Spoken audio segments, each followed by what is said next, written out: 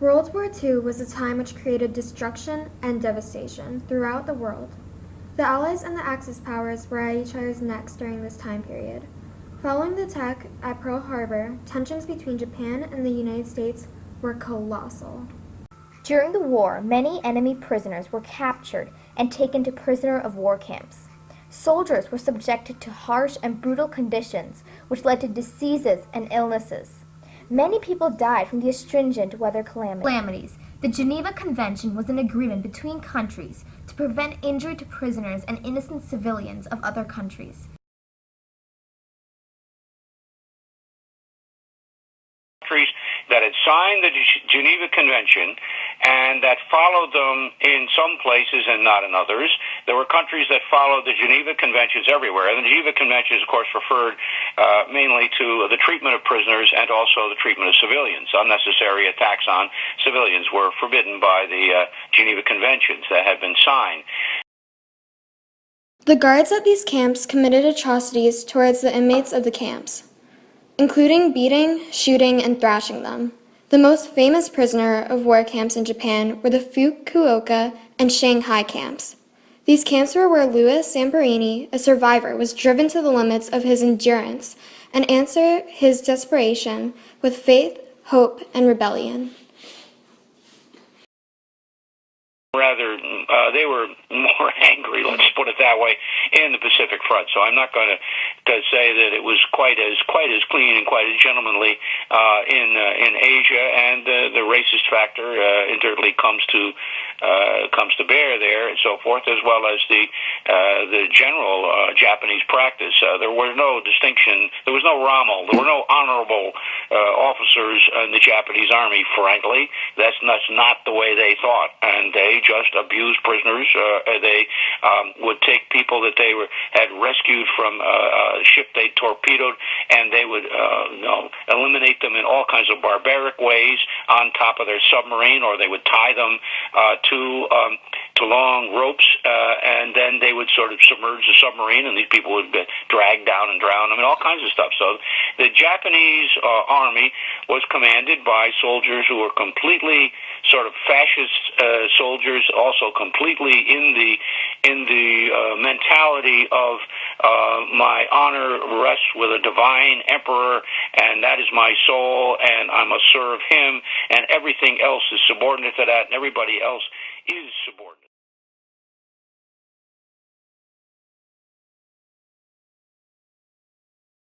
The film Unbroken, directed by Angelina Jolie, depicts the life of Olympian and war hero Louis Zamperini, who survived the prisoner of war camps in Japan.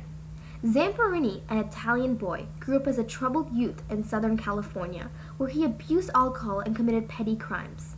However, after being inspired by his older brother to become a track athlete, he began his prodigious journey to greatness and eventually competed in the 1936 Berlin Olympics, where he was the fastest American in his event.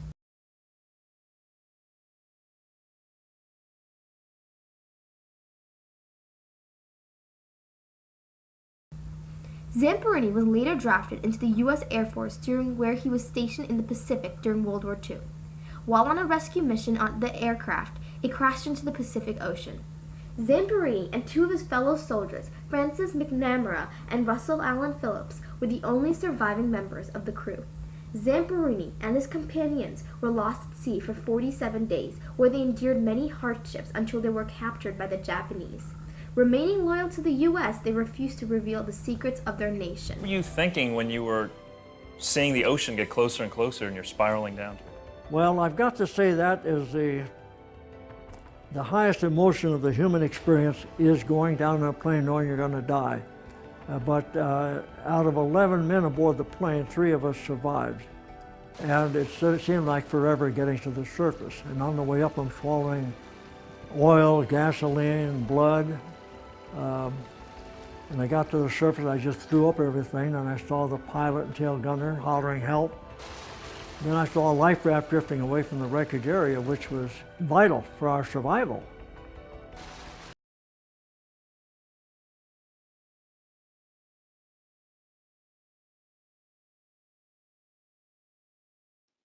Zamperini and his companions were lost at sea for 47 days until they were captured by the Japanese.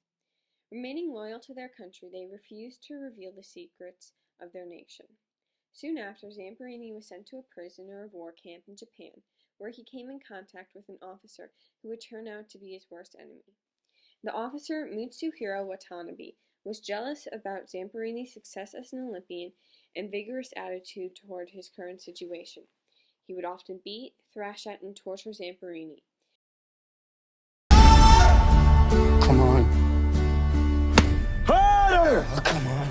Harder! Watanabe would later be known as a war criminal of World War II for the barbaric acts he committed. Luckily, Zamperini's spirit allowed him to survive until the end of the war.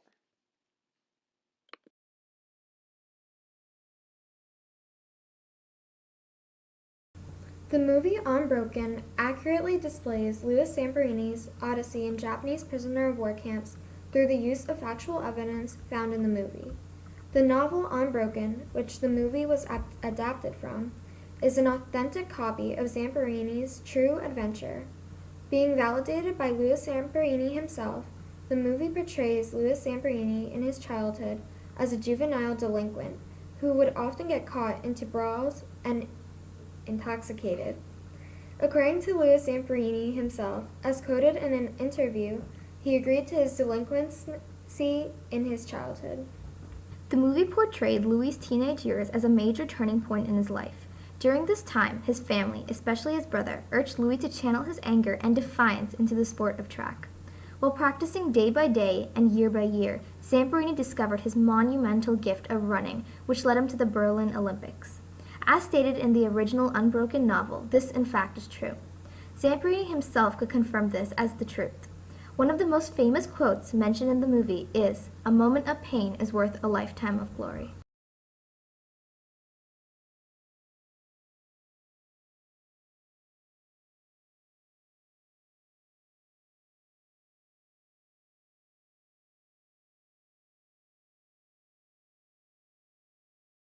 Zamperini, after surviving a near-death plane crash, was able to endure being stranded at sea for 47 days. According to Lauren Hillenbrand, the author of the novel, the movie underestimates the intensity and the severity of Zamperini's situation. The movie showed this obstacle in a mere 22 minutes, not underlining the torture that he went through. According to Lauren Hillenbrand's book, this journey can be considered as a triumph as well as a tragedy. Zamperini's inauguration at Execution Island by the Japanese occurred in both the movie as well as reality. When Zamperini arrived at his first war camp, he met Corporal Mutsuhiro Watanabe, the officer in charge of the prison.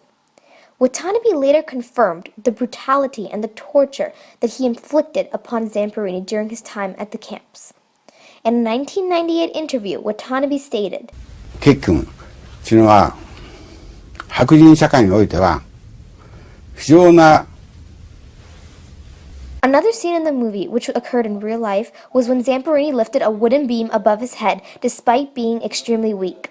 Louis Zamperini held a wooden beam over his head for 37 minutes. A moment of pain is worth a lifetime of glory. You remember that.